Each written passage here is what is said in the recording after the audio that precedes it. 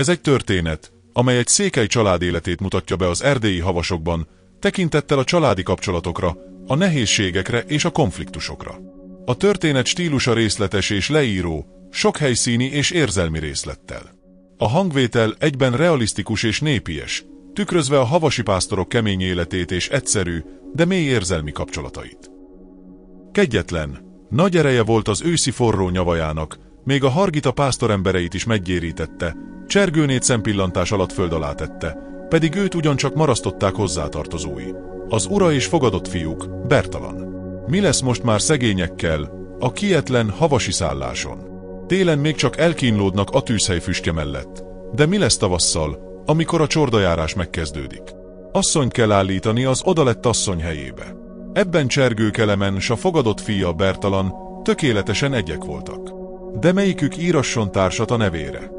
Hónapokon át folyt erről a szó a havasi magányosságban. Fiatalt illet a szerencsepróbálgatás, én már így, rideg állapotban is elhányódom mellettetek. Mondott utolsó szót Csergő Kelemen. Láss asszony után, Bertalan. Végig számolgatták a szomszédszállások leányzóit, de Berti elméje egyiken sem tudott megállapodni. Ki dísztelen személy volt, ki tudatlan, ki földszegénye. De miért is elhabarni a dolgot? Tavaszra kell az asszony. Berti farsangra betelepedett a hegyből faluba. Ott majd megmutatkozik a szerencse. Sűrű eperből szebbet lehet szakítani. Meg is mutatkozott. Füvek zsendülésére asszonyt hozott Berti a pásztorházba. Hajdó Vérikét. Nyájas szólású, kellemetes, szép szemét. Csergő Kelemennek is apai kedvére valót. Most már teljes volt a háztáj. Csordainduláskor jó reménységgel kezdették még a pásztorok új esztendejét. Már rátestek a legnehezén, együvé jámborodott a nyáj. A delelőn is megültek döfölődés nélkül. Egy napon, deleléskor azt mondja Berti Csergőnek. Keresztapám, én kitekintenék a házhoz. Ott felejtettem a bicskomat. Nagyon félszeg vagyok bicsok nélkül. Hát csak erigy. Pillantott Csergő helyeslőleg. Majd én fölverem a csordát. Vidáman inalt el Berti az erdőből, végig a füves hepehupákon, a zsindejes szállás felé. Még sebesebbre fogta lépését, amint meghallotta, hogy Vérike énekléssel mulatja magát a házban. Már balog hajtásnyira közeledett a házhoz, amikor megesendesítette sietségét, s erősebben kezdett figyelni az énekre. Megállott, úgy hallgatózott. Vérike szörnyű búsan énekelt. Az ének szava is, amint most Berti értelmét vette, olyan keserves volt, hogy a friss tej is megsavanyodott volna tőle. Azt énekelte Vérike. Fúvom az éneket, de nem jó kedvemből. Csak a búmondatja szomorú szívemből. Bertinek bizony nagyon rosszul esett Vérike kesergése. Ezért kellett olyan nagy vágyakozással ide loholnia. Ennek a gyászos éneknek a meghallgatására. Legjobb volna visszafordulni, hadd csiratozza magát kedvére a szomorú lélek. Mégis rányitott Vérikére. No, te ugyan elereszkedtél, hallod-e? Ugyancsak siratod a leányéletedet. Hát ez miféle kitalálás? Hallottam az énekedet. Azt mondod, hogy szomorú szívedből. Vérike nagyot kacagott, s Berti felé legyintett a seprűnyéllel. Ó, te bohó, mit beszélsz? Nem szomorúságból fújtam, csak az ének hozza olyan szóval. Hát miből fújtad? A menyecske arca most már elszontyolodott. Hátud meg félelemből. Sajdult panasz hangjában. Úgy félek itt egyedül. Hallod-e, milyen csúnyán orgonálnak a fenyőfák? Berti megenyhült, elmosolyodott. A fenyőtől félsz. A rossz emberektől kell félni, nem az ártatlan fától. A rossz emberek pedig a faluban laknak. De Vérike megint csak sóhajtott. Hidd el, Berti, olyan rossz az egyedülvalóság. Őrzőt állít csak melléd. Valami mézesmázos, nyalkalegényt, ugyéje? Azt szeretnéd? Kötődött Berti. Nem, hanem megmondjam. Mondd meg, ha nem titok. Vigy magaddal, mikor a csordával mész. S szépen beszélgessünk, te. Hát ez már megint balul esett Bertinek. Csak idő múltán tudott szót vetni rá. Tehát azt szeretnéd, hogy naphosszat utánam csellengi. Én pedig nem azért vettelek el, hanem azért, hogy itthon forgolódjál. A menyecske szája durcásan megrándult. Nem engedsz magaddal? Akkor ezután is fújni fogom a magamét. Csekély szóváltás volt ez, de ennyi is nagy tanulság volt Berti számára. Rendre mutatja ki magát az asszonyi természet. Hogy a fenyők szavától fél. Az a baj, hogy igen járós, nyughatatlan szája van. Örökké csak beszélgetni s helye-huján nevetgélni, ez aztán szép elszánás az életre. Keresztapjának is elpanaszolta kedvetlen tapasztalatát. Majd kinövi. Vette könnyen Csergő. Leszokik a csacsogásról, ha nem folytathatja. Vérike pedig tovább nyügölődött. Mindesak azon sóhajtozott, hogy ő nincs ehhez a szótlankodáshoz szokva, neki beszélgetőtárs kell. Ő már magával kezd pörlekedni elhagyatottságában. Én pedig nem tudok segíteni rajtad. Vonogatta vállát Berti. De tudnál, ha jó lélek volnál. Csattant föl egy napon Verike. Hozd ide anyámat, vele. Könnyebben fog telni az idő. Ohó, ez új dolog. Vagy talán csak a szó új. A terv régen, még a házasság előtt kelt. Úgy lesz. Kicsinált dolog ez. Vérike majd maga mellé fogja költöztetni anyját, így főzték ki ezt maguk közt. Meghiszem, könnyű élet volna Hajdóné számára a kézkenyér mellé ülni, erős, dologtehető korában. Csergő is asszonyi fortéra vélekedett, s erősen intette Bertit a vigyázatra. Össze ne költöztesd őket. Elveszett borjú az, amelyik választás után megint rákap a szopásra. Az osztozódás mind csak folyt a házban. Jöjjön-e a véri anyja, vagy ne jöjjön. Nyár derekán mérges hergésmorgás támadt a fiatalok között. A menyecske ugyanis arra kényszergette Bertit, hogy búcsúkor, a hétvégén menjenek haza a faluba. A férfiak ezt a kívánságot sem pártolták. Nem jó, hogy Vérike lássa a falu vigasságait, mert aztán még nehezebben fogja szenvedni a havasi magányosságot. A menyecske pedig napról napra jobban megátalkodott menő szándékában, Bertalan végül súlyos ítéletet mondott fejére. Jól van, asszony, menj el, de ide aztán többet ne fáradj vissza. Bizonyosan megijed a kemény szótól, s nem akaratoskodik tovább. Hát ezt ugyancsak oktalanul remélték a férfiak. Mert a búcsúra virradó este, mikor a csordával elé kerültek, seprűt találtak az ajtó előtt keresztben. És az átalvetőt nem találták a fogason. No, amíg én feléje nézek, fenekedett. Berti, ne is néz! Adott igazat Csergő. Ott vétettük el a dolgot, hogy nem innen, a havasi szállásokról választottunk asszonyt. Az idevalókat mégsem erőlteti olyan nagy mértékben a világi társalkodás. Az újabb árvaságban a gond súlyosabb fele Csergőre nehezedett. A házi bajokat is igazgatta. Bertit is vigasztalta, amiből tehette. Egyszer nagy dicsérettel adózott keresztfiának. No, ma jól emberkedtél a farkassal, Berti. A gaztolvaj borjúhúst akart vacsorázni. De vitte az írháját, amint orron csaptad a fejszével. Az a baj, hogy vitte. Kicsinylette Berti. A maga érdemét. Az lett volna az igazi, ha itt hagyta volna. Bátor cselekedet volt az, hiába. Bátorsággal éppen érdemtelenül tisztelkíd. Gyönge lélek vagyok én, az éjszaka sem tudtam aludni nagy félelmemben. Ugyan, ne ámíts, te, kacagott Csergő. Idebent aludtál a házban, ugyan mitől féltél volna? Egér járt az ágyamban. Engem pedig a világból is ki lehetne szalasztani egy haszontalan egérrel.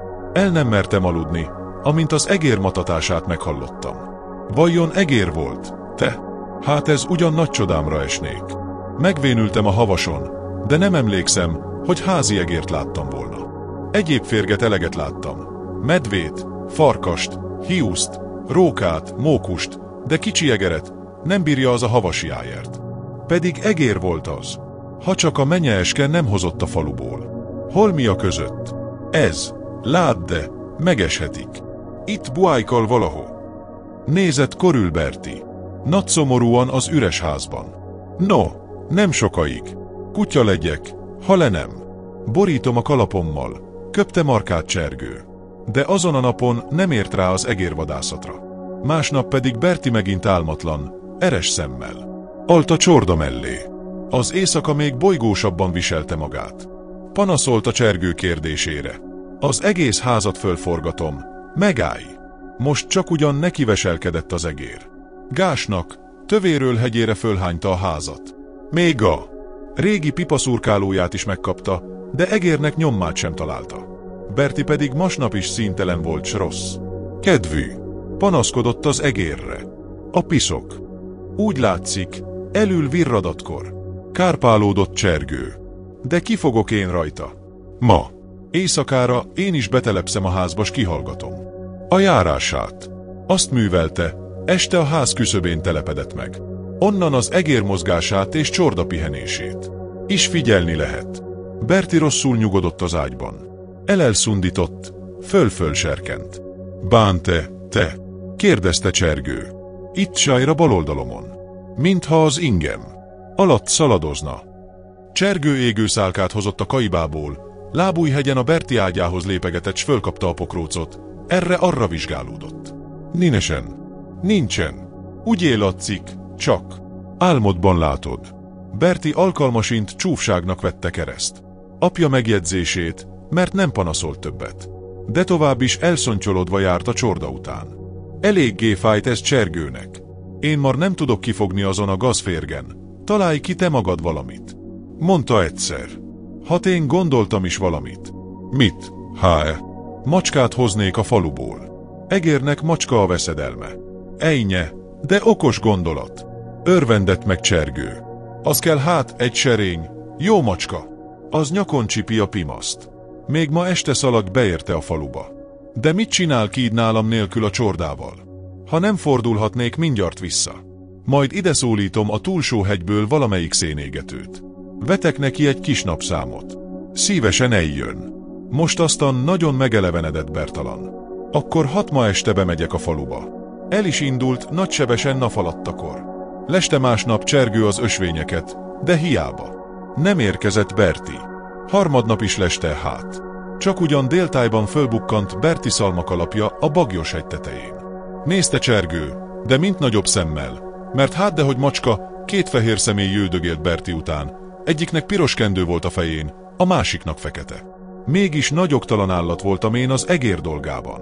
Ütött homlokára Csergő. Hát az anyját is. A Vérike anyjának is, amint rövid napon kiderült, ugyancsak friss, eleven szája volt. Mozgásában sem volt fogyatkozás, szorgalmasan tetvett a ház körül, szusszanás nélkül perdült föl a tornác meredek lépcsőjén. S fene jói állt neki, mikor a kendőjét menyecskésen hátra kötötte. Nappal leányát tartotta vidám beszédekkel, de nem fogyatta mind el, este az apatársnak is tudott juttatni belőle. Mert az apatárs, amint annyira szokták egymást, esténként a házhoz őgyelgett a kaibatüze mellől, leült a tornác elé és elhallgatta az anyatárs nyájasságait. Késő éjszakáig folytatták a beszélgetést, mert az anyatárs a hátsó szobában lakott, nem verte föl aludni tértében a fiatalokat. A tornácra könyökölt, s vigan turbékolt lefelé, mint a vadgalamba száraz bükkfaágán. Szavára figyelő, rendes asszony volt. Ha Csergő véletlenül hamisságot kevert a szóba, az anyatárs kegyesen megintette. Fiatalt illet a világi bolondság, apatárs. Hozzánk, időkorosokhoz a töredelem illik, mi már csak a lélekre tekintsünk. Azért ő sem vetett meg minden földi jót.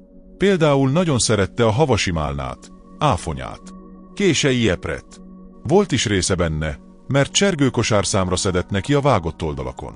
Köszönte az asszony a szívességet, de mégsem annyira, hogy Csergő elhiggye magát. Legalább ebből részesüljünk. Sóhajtozott. Bezzeg odabent a faluban eszik a sok jó édesalmát, mézes vackort, muskotájszilvát. Csak dúskálnak a sok jó gyümölcsben. Az apatárs előbb Bertire hunyorított, úgy felelt az anyatársnak. Majd mi is megkóstoljuk. Csak így tartson a jó meleg pár napig, nekünk is lesz édes vackorunk. Vadvackor lesz az. Nevetett az asszony. Hiszen az sem megvetendő, ha jól elkészül. Oltott vackor lesz az, anyatárs. Ühüm! Erősítette meg Berti. Tudták ők ketten, hogy mit újítanak a fehér népeknek. Úgy állté ugyanis a dolog, hogy Csergő Kelemen sok mindennel megpróbálkozott hosszas pásztorkodása alatt. Régen, még Berti kívánós gyermekkorában, próbát tett, vajon megtereme a gyümölcs itt, a havason. A verőfényes déli oldalak. Vadcsemetéit beoltott a falun metszett, nemes gajjakkal. Bizony, a jó igyekezetnek nemigen volt foganatja. Alig 2-3 almafa akadt meg, s azoknak is kevés örömét érte Csergő, mert hol a hargita derevette virágjukat, hol a korai hóharmat feketítette meg bogyójukat. De volt egy vackorfa, annak az oltása nem csak megerett, de szépen felnövekedett, s minden második-harmadik évben bő terméssel örvendeztette meg Csergőéket. Most éppen termőkedvében volt. Arra vetette számítását Csergő. Pár nap múltán az apatárs jó tarisznya vackorral állt a család színe elé. Micsoda ízes, illatos portéka! Álmélkodott az asszony. Csak úgy olvadozott a szájában, hogy ilyen gyümölcs teremjen itt, a havasok birodalmában. Csergő Kelemen nagyon jó kedveltette ezt a szolgálatot, estéről estére nagy bőséggel hordta a vackort a házbeliek örömére. Talán túlságosan is fárasztja magát. Sopánkodott egyszer az anyatárs. Miért nem megy, Berti? Elég fáradtság a csordával vesződni vénembernek.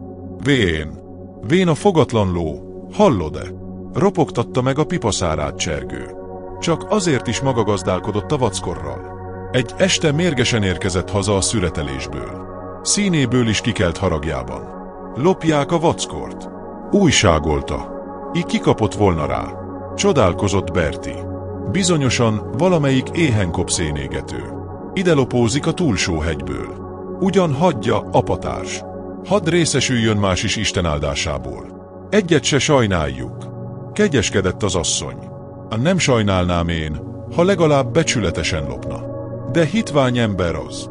Nem elégszik meg azzal, hogy az éretjét elviszi, hanem az éretlenjét lever is elkárosítja. Most is tele van a fa alja éretlen vackorral. Hát ez csak ugyan nagy hitványság. Becsületre kell tanítani, aki ilyen kártékonyságra vetemedik. Csergő Kelemen és nevelt fia, Bertalan, kimondották, hogy törvényt tesznek a vackor farongálóján. Bizonyosan este történik a lopás, holdfej jötte után. Holdvilág nélkül nem is lehet azon a martos, bokros helyen járni, kivált idegen embernek. Csupán egy csapás van, ahol a fához lehet férkőzni. Megállj, hitvány kártevő! Másnap este mind a ketten baltát vetettek karjukra. Hát ha többen vannak a lopok. Berti a szárítókötelet is vállára hajította. Hurok kerül a tolvajra. A csapáshoz siettek. Innen kezdve Lábújhegyen osonkodtak a vackorfa felé. Az ösvény kanyarulatánál megmutatkozott a valóság. Hát igaz volt a gyanú. A vackorfa ágai közt zsiványkodott a szenes. Fekete inge, nadrágja élesen látszott a holdfényében. Időnként csemcsegése is hallatszott. Csergő nagy bosszúságára. Kissé visszahúzódtak, s megsuttogták a haditervet. A hold mindjárt felhők alá búvik. Bérli akkor szaladjon a fa alá, kiáltson föl a zsiványra. S rázza meg jól a fát. Bizonyosan megijed a gonosz. S lecsúszik a földre. Akkor Berti hirtelen hurkolja derekára a kötelet, Csergő ez alatt maradjon az ösvényen, s ha meg akarna sirülni az atyafi, állítsa meg a baltával. Így kezdődött. Berti kitört a bokrok közül. Előköszönőben egy kővel odadurrantott a szenes felé, majd előre szaladt, s fölsivalkodott a lombok közé. Száj letüstént, gazember! Rázni kezdte a fát, de nem kellett sokáig fáradoznia, mert a szenes ijedten suvadt le a fáról. Veti Berti a hurkot túlfelőről. De a tolvaj nem áll kötélnek, hanem melbevágja Bertit, de úgy, hogy az mentest a bokrok aljáig bucskázik. S ez nem elég, hanem utána a szenes srongálni kezdi Bertit. Jaj, ne hagyjon, keresztapám, jöjjön a fejszével! Ordít Berti. Szalad Csergő Kelemen, emeli a fejszét a fokával. Akkor látja, hogy nagy vétség történt a tolvaj személyében. Nem kétlábú szenes az, hanem négylábú, vagyis medveféreg, mégpedig a nagyjából. Fordítja ő is a fejszét élére, nyírni kezdi a medve kontyát, de hát nem lehet bátran működni, mert Bertit is félteni kell a vágástól. Szerencsére a medve is megsokalta a cirógatást, elfordult Bertitől, s két lábra állva neki Csergő Kelemennek. Ez már aztán kezeügye volt Csergőnek. Most már lehetett forgatni a baltát, kivált, mert a hold is kibújt a felhőből, s rájuk meresztette ilyet, fehér ábrázatát. Jól szolgált a balta. Kitelt a halálos ítélet a tolvajon. Földre zuhant nagy morgással, de a morgás is mindjárt elcsendesedett. Egy hosszas, keserves sóhajtásban. Csergő Kelemen a fiához szaladt, biz annak mellét, karját, lábát cudarul megcsúfolta az átkozott féreg, ölben kellett hazavinni. Nyilvánvaló, hogy nem lesz belőle lábon járó ősz előtt, csordaoszlásáig. Már most ki lesz Csergő segítsége a marhák őrzésében. Nagy tanakodás folyt erről Berti ágya mellett. Sok ága-boga, himefonákja van ennek a kérdésnek, jól meg kell gondolni. Legjobb volna, ha a segedelem kitelnék a háztól, s nem kellene újszájjal terhelni a csekély pásztorbért. Végezetül indítványt tett Csergő. Vérike maradjon az ura mellett, s kötözgesse sebeit, te pedig, anyatárs, tarts velem a csorda őrzésében. Az anyatárs nem tiltakozott, de a kegyességről világért meg nem feledkezett volna. Az a kérdés, tesz-e hitet kíd velem, mert itt nélkül nem bódorgok kijeddel az erdőben. Mondotta, hitet is teszek, ha kívánod. Hát lábbelit veszek így nekem, vagy mezítláb akar járatni a csorda után. A hit után lábbeli is jár. Meg ruházat télire. De miből? Nincs kiednek olyan nagy keresménye. Hát a medvebőr. Kitelik annak az árából. Oszlatta el csergő nagybüszkén az anyatárs kétségét.